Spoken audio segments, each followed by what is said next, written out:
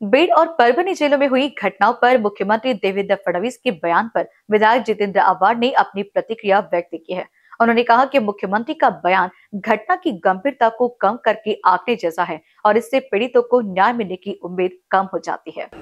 बीड मध्ये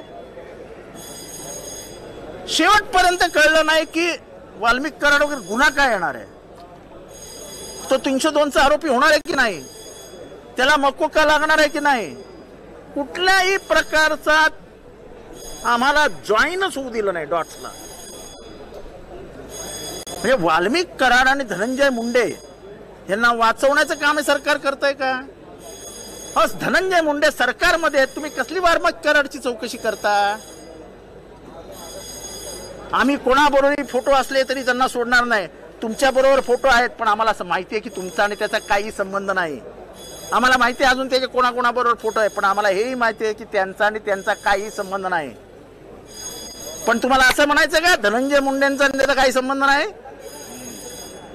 आता स्पष्टच बोलतो महाराष्ट्राच्या समोर, मुख्यमंत्र्यांना असं म्हणायचं आहे का की धनंजय मुंडे आणि वाल्मिक कराडचा काहीच संबंध नाही?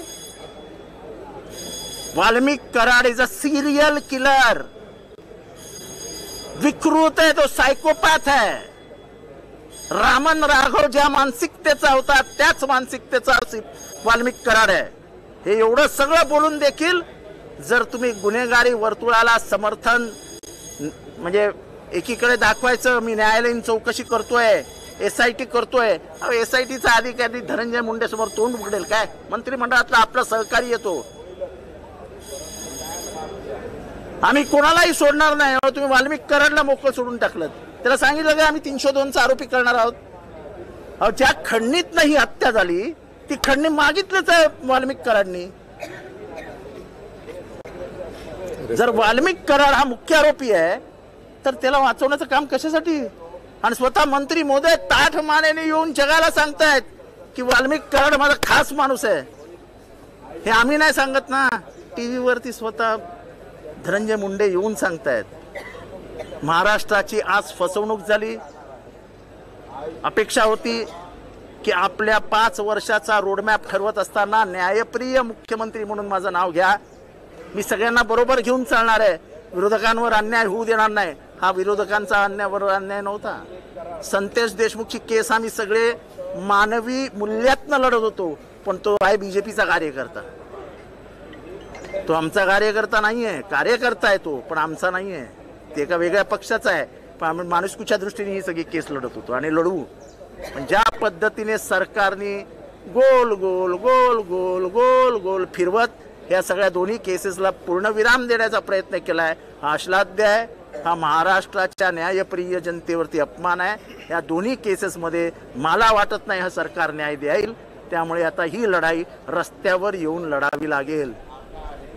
सूर्यवंशीची तर केस हास्यास्पद करून टाकली, बिचारा लॉचा विद्यार्थी मेला, तो मेला कसा हे सांगण्याचं धारिष्ट्य देखील सरकारने दाखवू नये।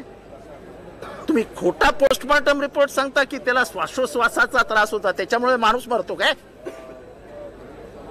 ब्रेथलेसनेसमुळे माणूस मरतो का?